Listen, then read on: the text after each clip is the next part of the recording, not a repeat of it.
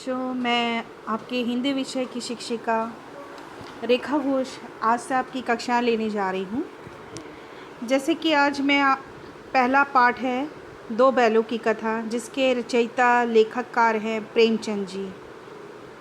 चलिए, पाठ को शुरू करने से पहले हम लेखक के जीवन के बारे में कुछ जानना चाहते हैं, उसके बारे में कुछ चर्चा कर लेते हैं, जान लेते हैं। प्रेमचंद का जन्म सन 1880 में बनारस के लहमी गांव में हुआ था। उनका पूरा नाम धनपत राय था। प्रेमचंद ने उनका बचपन अभावों में बीता। शिक्षा उन्होंने बीए तक प्राप्त की और उन्होंने शिक्षा विभाग में नौकरी भी की, परंतु असहयोग आंदोलन में सक्रिय रूप से भाग लेने के कारण सरकारी नौकरी से उन्होंने त्यागपत्र दे दिया और अपना पूरा जीवन लेखन कार्य में प्रति समर्पित कर दिए। और सन 1936 में इस महान कथाकार का देहांत हो गया। प्रेमचंद की कहानियाँ मानसरोवर के 8 भागों में संकलित है, जैसे और हैं सेवा सदन, प्रेमाश्रम, रंगभूमि, कायाकल्प, निर्बला, गबन, कर्मभूमि, गोदान इनके प्रमुख उपन्यास हैं। उन्होंने हंस, जागरण, माधुरी आदि पत्रिकाओं में संपादन भी किया है। प्रेमचंद के कथा साहित्य का संसार बहुत ही व्यापक है। उसमें मनुष्य ही नहीं, पशु पक्षियों का भी अद्भुत आत्मीयता मिलती है। बड़ी सी बड़ी बात को सरल भाषा में सीधे और संक्षिप्त में कहना प्रेमचंद के लेखन की प्रमुख विशेषता है। उनकी भाषा सरल, सजीव और मुहावरेदार है तथा उन्होंने अरबी, फारसी और अंग्रेजी के प्रचलित शब्दों का भी बहुत प्रयोग किया है। अब दो बैलों की कथा के माध्यम से प्रेमचंद ने कृषक समाज और पशुओं के भावात्मक संबंध का वर्णन किया है। इस कहानी में उन्होंने ये भी बताया है कि स्वतंत्रता सहज में नहीं मिलती, उसके लिए बार बार संघर्ष करना पड़ता है। इस प्रकार परोक्ष रूप से ये कहानी आज़ादी के आंदोलन की भावना से जुड़ी है। इसके साथ ही इस कहानी में प्रेमचंद ने पंचतंत्र और हितोपदेश की कथा परंपरा का भी उपयोग और विकास किया है। अब ये पाठ हम शुरू करते हैं, जहाँ पर जानवरों में सबसे गधा किसे माना गया है, बुद्धिहीन किसे माना गया है, गधे को माना गया है। और आदमी क्या कहता है कि गधा सबसे पहले दर्जे का क्या है, बेवकूफ़ है, इसीलिए उसे गधा कहा गया है। गधा सचमुच बेवकूफ़ है। उसके सीधेपन, उसकी निरापद सहिष्णुता, निरापद मतलब अब चुपचाप सहन कर लेना, ने यह पदवी दे दी है। इसका निश्चय नहीं किया जा सकता। गाय सींग मारती है और ब्याही हुई गाय, मतलब जिसने अभी अभी बच्चा दिया है, वो गाय तो अनायास ही अपने आप ही क्या कर लेती है, सिंहनी का रूप धारण कर लेती है। और कुत्ता भी बहुत गरीब जानवर है, कभी कभी उसे भी क्रोध आ जाता है, किंतु गधे को कभी क्रोध करते ना देखा ना सुना। जितना चाहो गरीब को मारो, चाहे जैसी खराब सड़ी हुई घास सामने डाल दो, उसके चेहरे पर कभी भी असंतोष की छाया भी ना दिखाई देगी।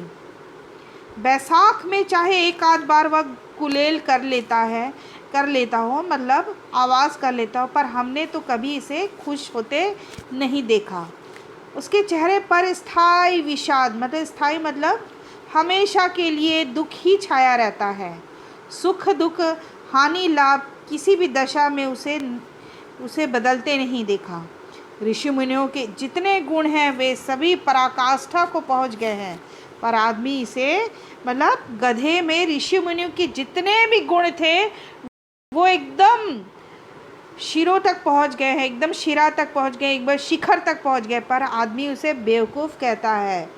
सद्गुणों का इतना अनादर कहीं इसने नहीं देखा, कहीं नहीं देखा। कदाचित सीधापन संसार के लिए उपयुक्त नहीं है, क्योंकि सीधेपन के कारण लोग उसका गलत फ़ायदा उठाते हैं। देखिए ना, भारतवासियों को अफ्रीका में क्या दुर्दशा हो रही है।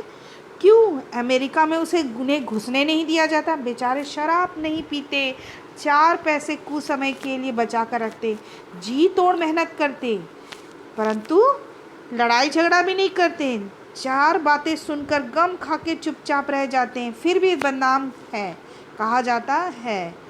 वे जीवन के आदर्शों को नीचा करते हैं। अगर वे भी ईंट का जवाब पत्थर से देना सीख जाते तो शायद सभ्य कहलाते। जापान की मिसाल सामने है। एक ही विजय ने उसे संसार की सभ्य जातियों में गण्य बना दिया। लेकिन गधे का एक छोटा भाई और भी है जो उससे कम ही गधा है, और वह है बैल।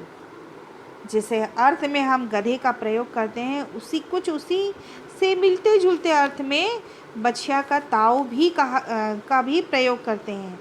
कुछ लोग बैल को शायद बेवकूफ़ों में सर्वश्रेष्ठ कहेंगे, मगर हमारा विचार ऐसा नहीं है। अब सीधा हम कहाँ पे आते हैं, पाठ पे। अब यहाँ छुरी काछी के दो बैलों के नाम थे हीरा और मोती। दोनों परछाई जाति के थे, देखने में सुंदर, काम में चौकस, दिल में ऊंचे। बहुत दिनों साथ रहते रहते दोनों में एकदम प्रेम भाईचारा हो गया था। दोनों आमने सामने ही आसपास बैठे हुए एक दूसरे से मुख भाषा में विचार विनिमय करते हैं, एक दूसरे के मन की बात को समझ लेते हैं। उनमें कोई ऐसी गुप्त शक्ति थी जिससे जीवों में श्रेष्ठता का दावा करने वाला मनुष्य भी वंचित है, क्योंकि वह अपनी मुख भाषा में ही बातें कर लिया करते थे, एक दूसरे की बातें समझ लिया करते थे। परंतु मनुष्य भी जो कि इतना बुद्धिमान है इस संसार में, वो भी वंचित है। दोनों एक दूसरे को चाट कर और सूंघ कर अपना प्रेम प्रकट करते। कभी कभी दोनों सिंग भी मिला लिया करते। विग्रह के नाते नहीं, मतलब लड़ाई झगड़े के नाते नहीं, प्यार से, विनोद के भाव से, आत्मा के भाव से एक दूसरे से खेला करते, झगड़ा करते। जैसे दोनों में घनिष्ठता है होते हुए भी धौल धप्पा होने लगता, मतलब दोस्ती होते हुए भी थोड़ा लड़ाई झगड़ा कर लेते हैं। इसके बिना दोस्ती कुछ हल्की हल्की फुसफुसी लगती है, जिस पर ज़्यादा विश्वास नहीं किया जा सकता। मतलब ये ऐसे ही है। जिस वक्त ये दोनों बैल या हल गाड़ी में लगा लिए जाते, जो दिए जाते हैं, तो गर्दन हिला हिला कर चलते हैं, और हर वक्त उनकी यही चेष्टा रहती है कि ज़्यादा से ज़्यादा बोझ मेरी तरफ रहे, मतलब अपनी तरफ रहे। दिन भर के बाद दोपहर या संध्या को दोनों खोलते एक दूसरे को चाट चूट कर अपनी थकान मिटा लेते हैं। और नाद, मतलब जिसमें उन्हें खली भूसा पर दिया जाता है। खली भूसा पड़ जाने के बाद दोनों साथ उठते और मुंह डालते और साथ ही बैठते। एक मुंह हटा लेता तो दूसरा भी हटा लेता। संयोग की बात, झूरी ने एक बार गोई को ससुराल भेज दिया। मतलब गोई मतलब बैलों की जोड़ी को, गोई को ससुराल भेज दिया। बैलों को क्या मालूम वे क्यों भेजे जा रहे, पर वो समझ रहे थे कि मालिक ने उन्हें बेच दिया। अपना यूँ बेचा जाना उन्हें अच्छा नहीं लगा। कौन जाने, पर झूरी के साले गया को घर तक गोई ले जाने में दांतों पसीना आ गया। मतलब बहुत परेशानी हुई। पीछे से हाँकता तो दोनों दाएं बाएं भागते। पगिया पकड़ कर आगे से खींचता, मतलब जो गले में जो कि उसमें रस्सी बांधा गया है सामने, आगे खींचता तो पीछे वो जोर लगाते। मारता तो दोनों सिंग नीचे करके हुंकारते। अगर ईश्वर ने उन्हें वाणी दी होती तो झूरी से पूछते, तुम हम गरीबों को क्यों निकाल रहे हो? हमने तो तुम्हारी सेवा में कोई कसर नहीं छोड़ी। अगर इतनी मेहनत से काम ना चलता तो थोड़ा और काम ले लेते। हमें तो तुम्हारी चाकरी में ही मर जाना, मतलब तुम्हारा ही काम करके मर जाना कबूल था। हमने कभी दाने चारे की शिकायत नहीं की। तुमने जो कुछ खिलाया हम सिर झुकाकर खा लिए, पर तुमने हमें इस जालिम के हाथों में क्यों बेच दिया? ये कौन कह रहा है? मन ही मन सोच रहे हैं। कौन सोच रहा है? हीरा और मोती। संध्या समय दोनों बैल अपने स्थान पर पहुँचे। गया के घर दिन भर के भूखे थे, लेकिन जब नाद में लगाए गए तो एक ने भी उसमें मुंह नहीं डाला। दिल भारी हो रहा था। जिसे उन्होंने अपना घर समझ रखा था, आज उनसे छूट गया। ये नया घर, नया गांव, नए आदमी उन्हें बेगानों से लग रहे थे, अपरिचित से लग रहे थे। दोनों ने अपनी मुख भाषा में सलाह की, एक दूसरे को कनखियों से देखा। आँखों के किनारों से देखा, जिन्हें कनखी कहते हैं। और जब गाँव सोता पड़ रहा था, मतलब सो रहा था, तो दोनों ने जोर मारकर बघेत उड़ा डाले और घर की तरफ चल पड़े। बघे बहुत मजबूत थे, अनुमान ना हो सकता कि कोई बैल उन्हें तोड़ सकता है, पर इन दोनों ने इस समय दुगनी शक्ति आ गई थी, एक झटके में ही रस्सियां तोड़ डाली। झूरी प्रातःकाल सोकर उठा तो देखा कि दोनों बैल चरनी पर खड़े हैं। चरनी मतलब आंगन पे खड़े हैं। दोनों की गर्दनों में आधा आधा गराव लटक रहा था, घुटने तक पाँव कीचड़ में पड़े हैं, और दोनों की आंखों में विनोद में स्नेह, विद्रोह में स्नेह, मतलब कि दुखी भी हैं और बहुत ही गुस्से में भी हैं। स्नेह झलक रहा था कि तुमने हमें क्यों बेच दिया, तुम हमारे मालिक हो। झुरी बैलों को देखकर स्नेह से गदगद हो गया, दौड़कर उन्हें गले लगाया और प्रेम से उसे प्रेम करने लगा, है ना। प्रेमालिंगन और चुम्बन का यह दृश्य बड़ा ही मनोहर था। उसे उन्हें चुमने लगा, प्यार करने लगा। घर और गांव के लड़के जमा हो गए, तालियां बजा बजा कर स्वागत करने लगे। गांव में के इतिहास में यह घटना बहुत ही अभूतपूर्व होने पर भी महत्वपूर्ण थी। बाल सभा ने, बच्चों की सभाओं ने निश्चय किया कि दोनों पशुवीरों को अभिनंदन पत्र देना चाहिए, इन्हें अवार्ड देना चाहिए, क्योंकि कोई अपने घर से रोटियां लाया, कोई गुड़, कोई चोकर और कोई भूसी। एक बालक ने कहा ऐसी बैल किसी के पास ना होंगे। दूसरे ने समर्थन कर कहा इतनी दूर से दोनों अकेले चले आए। तीसरा बोला बैल नहीं, वे तो इस जन्म के आदमी हैं। इसका प्रतिवादन करने का किसी को साहस ना हुआ। झूरी की स्त्री ने बैलों को द्वार पर देखा और जल उठी, बोली कैसे नमक हराम बैल कि एक दिन वहाँ काम ना किए और भाग खड़े हुए। और इस तरह उन्हें झूरी अपने बैलों का अपेक्ष ना सुन सका, उनकी बुराई ना सुन सका। नमक हराम उन्हें कहा गया। चारा दाना ना दिया होता तो क्या करते, झूरी ने कहा। स्त्री ने रौब से कहा बस तुम ही तो बैलों को खिलाना जानते हो, और तो सब पानी पिला पिला कर रखते हैं। झूरी ने चिढ़ाया चारा मिलता तो क्यों भागते। स्त्री चिढ़ी, मतलब उसकी पत्नी चिढ़ी, भागे इसलिए कि लोग तुम जैसे बुद्धुओं की तरह बैलों को सहलाते नहीं, जो रगड़ कर जोतते भी हैं। और ये दोनों ठहरे कामचोर लोग निकले।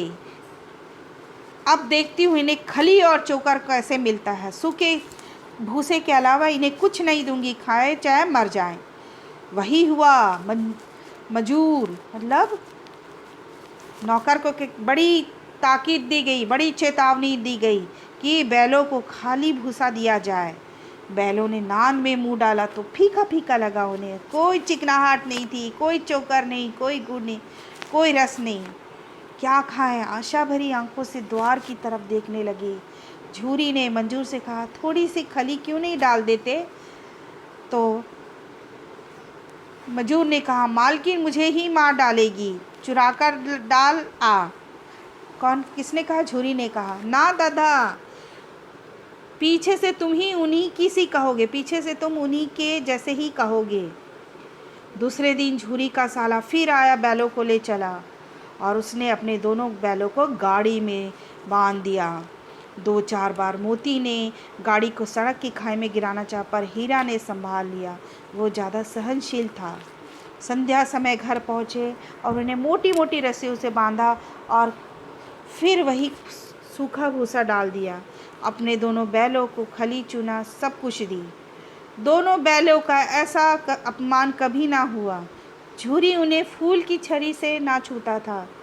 उनकी टिटकार पर दोनों उड़ने लगते। उसकी टिटकार यहाँ मार पड़ी। आहत सम्मान की व्यथा तो थी, उस पर मिला सूखा भूसा। नाद की तरफ आंखें तक ना उठाई। दूसरा दिन गया ने बैलों को हल में जोता, पर इन दोनों ने जैसे पाँव न उठाने की कसम खा रखी थी। मारते मारते थक गया, पर दोनों ने पाँव ना उठाया। एक बार जब निर्दयी ने हीरा के नाक पर खूब डंडे जमाए तो मोती का गुस्सा काबू के बाहर हो गया। हल लेकर भागा। हल, रस्सी, जुआ, जो सब टूट टाट के बराबर हो गया। गले में बड़ी बड़ी रस्सियाँ ना होती तो दोनों पकड़ में कभी नहीं आते।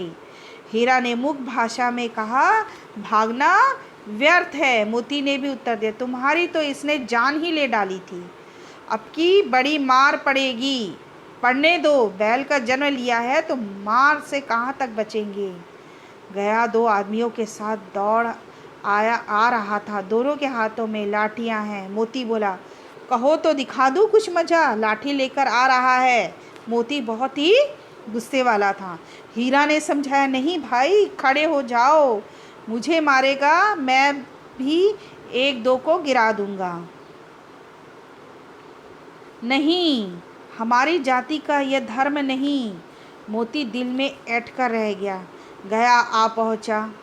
दोनों ने उनको पकड़ लिया। कुशल हुई कि उसने इस वक्त मारपीट ना की, नहीं तो मोती भी पलट पड़ता, मोती भी मार देता। उसके तेवर देखकर गया और उसके सहायक समझ गए कि इस वक्त टाल जाना ही इस वक्त मारना गलत होगा। आज दोनों के सामने फिर वही सूखा भूसा लाया गया। दोनों चुपचाप खड़े रहे। घर के लोग भोजन करने लगे। उस वक्त एक छोटी सी लड़की 2 रोटियां लिए निकली और दोनों के मुंह में देकर चली गई। उस एक रोटी से उनकी भूख तो क्या शांत होती, पर दोनों के हृदय को मानो भोजन मिल गया। यहाँ भी किसी सज्जन का वास है। लड़की भैरव की थी, उसकी माँ मर चुकी थी। सौतेली माँ उसे मारती रहती थी, इसलिए इन दोनों ने उसे एक प्रकार की आत्मीयता हो गई थी, प्रेम हो गया था। उन दोनों की एक प्रकार से उससे प्रेम हो गया था, आत्मीयता हो गई थी। दोनों दिन भर जोते जाते, डंडे खाते, अड़ते, शाम को बांध दिए जाते। रात को वही बालिका उन्हें 2 रोटियां खिला जाती। प्रेम की इस प्रसाद की ये बरकत थी कि 2-2 गाल सूखा भूसा खाकर भी दोनों दुर्बल ना होते, है ना। कि 2-2 गाल मतलब 2-2 बारी भूसा खाते हैं। प्रेम की इस प्रसाद, प्रेम का ये प्रसाद था 2-2 रोटियां, जिसे वो दुर्बल ना होते। मगर दोनों की आंखों में और रोम रोम विद्रोह भरा था। एक दिन मोती ने मुख भाषा में कहा, अब तो नहीं सहा जाता हीरा, क्या करना चाहते हो। उसने कहा, एकाध को सींगों पर उठाकर फेंक दूंगा। लेकिन जानते हो, वो प्यारी लड़की जो हमें रोटियां खिलाती उसी की लड़की है, जो इस घर का मालिक है। यह बेचारी अनाथ ना हो जाएगी तो मालकिन को ना फेंक दूँ। वहीं तो उस लड़की को मारती है, लेकिन औरत जात पर सिंह चलाना मना है, ये भूले जाते हो। तुम तो किसी तरह निकलते ही नहीं देते, बताओ, तुड़ाकर भाग चलें।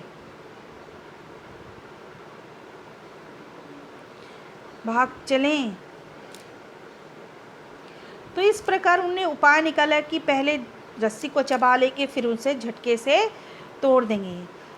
रात को जब बालिका रोटी खिला के चले गई, दोनों रस्सियाँ चबाने लगे और जब मोटी रस्सी मुंह में नहीं आती तो बेचारे बार बार जोर लगाकर उसे तोड़ने की कोशिश करते।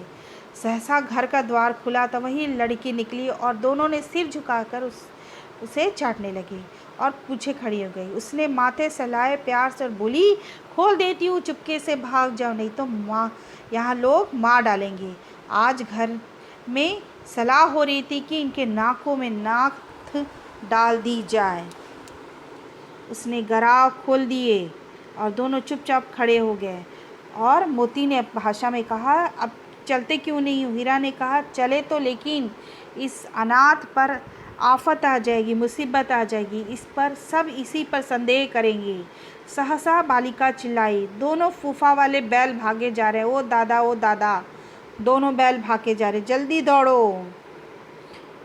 गया हड़बड़ाकर भीतर से निकला और बैलों को पकड़ने लगा। दोनों भाग गए और वो भी भाग गए और भी तेज हुआ। गया ने शोर मचाया। फिर गांव के लोग आदमियों को फिर भी साथ लेने के लिए लौटा। दोनों मित्रों को भागने का मौका मिल गया। सीधे दौड़ते चले गए। यहाँ तक कि मार्ग का ज्ञान नहीं था। जिस परिचित मार्ग से थे उसका यहाँ अता पता ना था। नए नए गांव मिले, तब दोनों खेत के किनारे खड़े होकर सोचने लगे अब क्या करना चाहिए। हीरा ने कहा, मालूम होता है राह भूल गए। तुम तो बेतहाशा भागे, वहीं उसे मार गिराना था। उसे मार गिराते तो दुनिया कहती हमने अपना धर्म छोड़ दिया है, लेकिन हम अपना धर्म क्यों छोड़े। दोनों भूख से व्याकुल हो रहे थे। खेत में मटर खड़ी थी, चरने लगे। रह रहकर आहट ले लेते थे, कोई आता तो नहीं। जब पेट भर गया तो दोनों ने आज़ादी का अनुभव किया, तो मस्त होकर उछलने कूदने लगी। पहले दोनों ने डकार ली, फिर सिंग मार मिलाए और एक दूसरे को ठेलने लगे। अरे ये क्या, कोई सांड ढौंकता चला आ रहा है। हाँ, सांड ही है। वह सामने पहुंचा। दोनों मित्र बगल झांक रहे। सांड पूरा हाथी है। उससे भिड़ना जान से हाथ धोना, लेकिन ना भिड़ने पर भी जान बचती नहीं नजर आती। उन्हीं की तरफ आता वह, कितना भयंकर सूरत। मोती ने मूक भाषा ने कहा, बुरे फंसे, जान बचेगी, कोई उपाय सोचो। हीरा ने चिंतित स्वर में कहा, अपने घमंड में भूला हुआ आरजू विनती ना सुनता, क्यों ना चले। भागना कायरता है तो फिर यही मरो।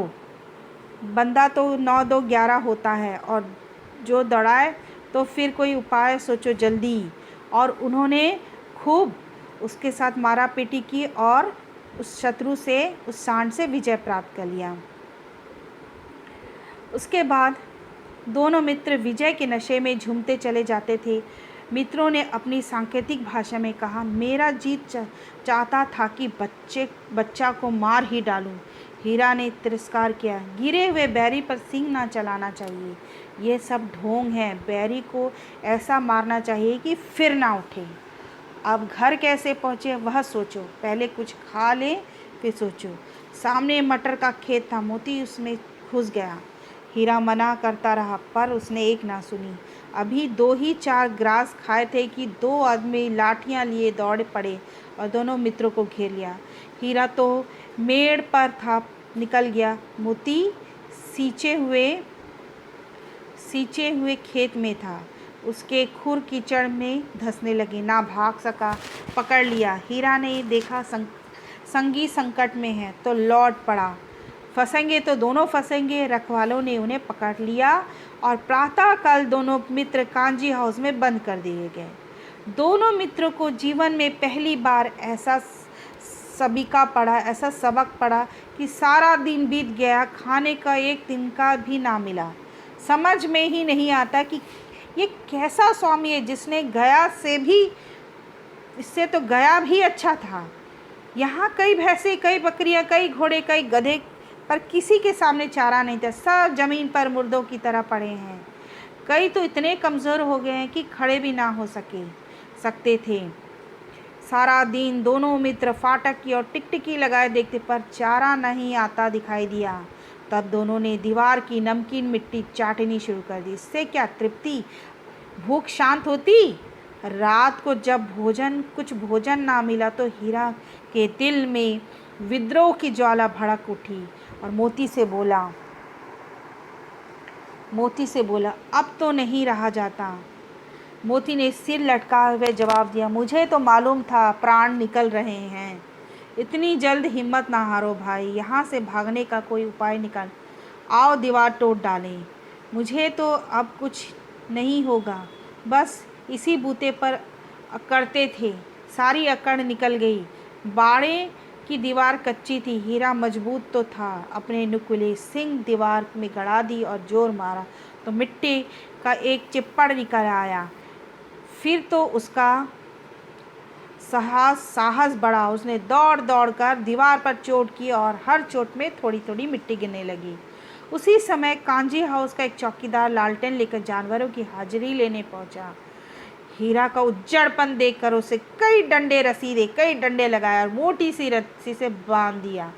मोती ने पड़े पड़े कहा, आखिर मार खाई, क्या मिला। अपने बूते भर जोर तो मार दिया, ऐसा जोर मारना किस काम का। जोर मारना किस काम का। बंधन में पड़ गए। जोर तो मारता ही जाऊंगा, चाहे कितने भी बंधन पड़ जाए। जान से हाथ धोना पड़ेगा। कुछ परवाह नहीं। इस प्रकार वे दीवार खुद जाती तो कितनी जानें बच जाती। यहाँ पे कई वे कहते हैं एक दूसरे से कि यहाँ पे कई एक दूसरे से संवाद करते हैं कि यहाँ पे कई जानवर बंधे पड़े हैं जिसमें जान तक नहीं दिखाई दी। 2-4 दिन और यही हाल रहा तो सब मर जाएंगे। हाँ, ये बात तो है। अच्छा तो ला, फिर मैं जोर लगाता हूँ। मोती ने फिर दीवार में उसी जगह सींग मारा। थोड़ी सी मिट्टी गिरी, फिर हिम्मत बढ़ी। फिर तो वह दीवार सींग लगाकर इस तरह जोर लगाने लगा मानो किसी प्रतिद्वंदी से लड़ रहा है। आखिर कोई 2 घंटे जोर आजमाइश के बाद दीवार ऊपर से लगभग 1 हाथ गिर गई। उतनी दुनी शक्ति से उस धक्का मारा तो आधी दीवार गिर पड़ी। दीवार का गिरना था कि अधमरे से पड़े हुए सभी जानवर चेत उठे, खड़े हो गए। तीनों घोड़ियां सर पर जल्दी जल्दी निकल गई। फिर बकरियां निकली, उसके बाद भैंसें भी खिसक गईं। पर गधे अभी तक ज्यों के त्यों खड़े थे। हीरा ने पूछा, तुम दोनों क्यों नहीं भाग जाते? एक गधे ने कहा, कहीं फिर पकड़ लिए जाएं तो क्या हरज, मतलब फिर से उन्हें पकड़ लिया जाएगा, उससे अच्छा यही ठीक है। अभी तो भागने का अवसर है, हमें तो डर लगता है हम यहीं पड़े रहेंगे।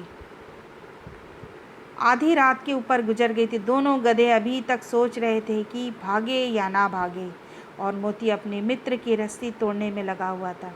जब वह हार गया तो हीरा ने कहा, तुम जाओ, मुझे यहीं पड़ा रहने दो, शायद कहीं भेंट हो जाए।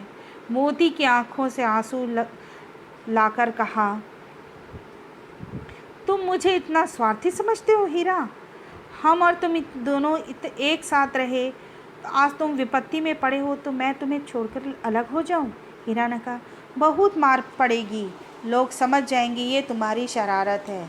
मोती गर्व से बोला, जिस अपराध के लिए तुम्हारे गले में बंधन पड़ा है उसके लिए अगर मुझे मार पड़े तो क्या चिंता।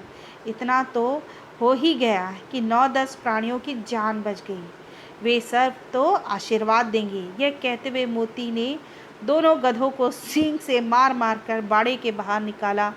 तब अपने बंधु के पास आकर सो रहा। भोर होते ही मुंशी और चौकीदार और अन्य कर्मचारी में कैसी खलबली मची, इसके लिखने की ज़रूरत नहीं। बस इतना ही काफ़ी था कि मोती की खूब मरम्मत हुई और मोटी रस्सी से बांध दिया गया। 1 सप्ताह दोनों मित्र वहाँ बंधे पड़े रहे। किसी ने चारे का एक तृण भी नहीं मिला, एक टुकड़ा भी नहीं मिला, एक तिनका भी नहीं मिला। एक बार पानी दिखा दिया जाता था, यही उनका आधार था। दोनों इतने दुर्बल हो गए कि उठा ना जाता। ठिठरियाँ निकल आई थी, हड्डियाँ निकल आई थी। एक दिन बाड़े के सामने डुग्गी बजने लगी। दोपहर होते होते वहाँ 50-60 लोग जमा हो गए। तब दोनों मित्र निकाले गए, उनकी देखभाल होने लगी। लोग आकर उनकी सूरतें देखते, मन फीका करके चले। ऐसे मृतक बैलों को कौन खरीदार होगा। सहसा एक दड़ियल आदमी जिसकी आंखें लाल थी, मुद्रा अत्यंत कठोर, आया। दोनों मित्र के कुल्हों में उंगली गोदकर मुंशी जी से बातें करने लगा। उसका चेहरा देखकर अंतर्ज्ञान से दोनों मित्रों के दिल कांप उठे। वह कौन है और उन्हें क्यों टटोल रहा है, इस विषय में उन्हें कोई संदेह ना हुआ। दोनों एक दूसरे को भीत नज़रों से, डरे हुए नज़रों से देखा और सिर झुका लिया। हीरा ने कहा, गया के घर से नाहक भागे, अब जान ना बचेगी। नाहक मतलब बेकार ही भागे, अब तो जान बिल्कुल नहीं बचेगी। मोती ने अश्रद्धा के भाव से कहते हैं, भगवान सबके ऊपर दया करते हैं, उन्हें हमारे ऊपर क्यों दया नहीं आती? भगवान के लिए हमारा मरना जीना दोनों बराबर है। चलो अच्छा ही है, कुछ दिन उसके पास तो रहेंगे। एक बार भगवान ने उस लड़की के रूप में हमें बचाया था, क्या अब ना बचाएंगे? यह आदमी छुरी चलाएगा, देख लेना। तो क्या चिंता है, मांस, खाल, सींग, हड्डी सब किसी न किसी काम आ जाएंगी। नीलाम हो जाने के बाद दोनों मित्र उस दड़ियल के साथ चले। दोनों की बोटियां कांप रही थी, मतलब एक एक हड्डी, एक एक चमड़ी कांप रही थी। बेचारे पाँव तक उठा सकते थे, पर भय के मारे गिरते पड़ते भागे जाते थे। क्योंकि वह जरा भी चाल धीमी हो जाने पर जोर से डंडा जमा देता था। राह में गाय बैल एक रेवत हरे हरे हार में चरता नजर आया। सभी जानवर प्रसन्न थे, चिकनी चपल, कोई उछलता था, कोई आनंद से बैठा पागुर करता रहता। कितनी सुखी जीवन था, पर कितने स्वार्थी हैं सब। किसी को चिंता नहीं कि ये दोनों भाई बधिक है ना बंधन से हाथ पड़े कैसे दुखी हैं। सहसा दोनों को ऐसा मालूम हुआ यह परिचित रहा है। हाँ, इसी रास्ते से गया उन्हें ले गया था। वही खेत, वही बाग, वही गांव मिलने लगे। प्रतिक्षण उनकी चाल तेज होने लगी। सारी थकान, सारी दुर्बलता गायब हो गई। आह, यह लो, अपना ही हार आ गया। इसी कुएं पर हम पूर चलाने आया करते थे। यही कुआं है। मोती ने कहा, हमारा घर नगीच आ गया है, मतलब पास आ गया है। हीरा बोला, भगवान की दया है, मैं तो अब घर भागता हूँ, ये जाने देगा। अरे मैं मार गिराता हूँ। नहीं नहीं, दौड़कर थान पर चलो, वहाँ से हम आगे ना जाएंगे। दोनों उन्मत्त होकर बछड़ों की भांति कुलेले ले करते हुए घर की ओर दौड़े। वह हमारा थान जहाँ पर उन्हें बांध के रखते थे। दोनों दौड़कर थान पर आए और खड़े हो गए। दड़ियल भी पीछे दौड़ता चला गया। छुरी द्वार पर बैठा धूप खा रहा था। बैलों को देखते ही दौड़ा और उन्हें बारी बारी से गले लगाने लगा। मित्रों की आंखों में से आनंद के आंसू बहने लगे। एक छुरी का हाथ चाटने लगा। दड़ियल ने जाकर बैलों की रस्सियां पकड़ ली। छुरी ने कहा, मेरे बैल हैं, तुम्हारे बैल कैसे? वे मवेशी खाने से नीलाम लिए आ रहा हूँ। मैं तो समझता हूँ चुराए लिए आते हो। चुपके से चले जाओ। मेरे बैल है, मैं बेचूंगा तो बिकेंगे। किसी को मेरे बैल नीलाम करने का क्या अधिकार है, अख्तियार है? जाकर थाने पर रपट कर दूंगा। मेरे बैल है, इसका सबूत क्या है? मेरे द्वार पर खड़े हैं। दड़ियल झल्लाकर बैलों को जबरदस्ती पकड़ ले जाने के लिए बढ़ा। उसी वक्त मोती ने सींग चलाया। दड़ियल पीछे हटा। मोती ने पीछा गया। दड़ियल भागा। मोती पीछे दौड़ा। गांव के बाहर निकल जाने पर रुका। वहां खड़ा दड़ियल रास्ता देख रहा। दड़ियल खूब खड़ा धमकियां दे रहा था, गालियां निकाल रहा था, पत्थर फेंक रहा था। मोती विजयी शूर की भांति उसका रास्ता रोके खड़ा था। गांव के लोग ये तमाशा देखते और हंसते थे। जब दड़ियल हार कर चला गया तो मोती अकड़ता हुआ लौटा। हीरा ने कहा, मैं डर रहा था कि कहीं तुम गुस्से में आकर मार ना बैठो। अगर वह मुझे पकड़ता तो मैं बेमारे ना छोड़ता। अगर आएगा तो दूर ही से खबर लूँगा, देखूं कैसे ले जाता है। जो गोली मरवा दे, मर जाऊंगा, पर उसके काम ना आऊँगा। हमारी जान को कोई जान नहीं समझता, इसलिए हम इतने सीधे हैं। जरा देर में नादों में खली, भूसा, चुकर दाना भर दिया गया। दोनों मित्र खाने लगे। झूरी खड़ा दोनों को सहला रहा था। 20 लड़के तमाशा देख रहे थे। सारे गांव में उत्साह सा महसूस मालूम होता था। उसी समय मालकिन ने आकर दोनों के माथे चूम लिए। इस प्रकार ये पाठ का अंत होता है।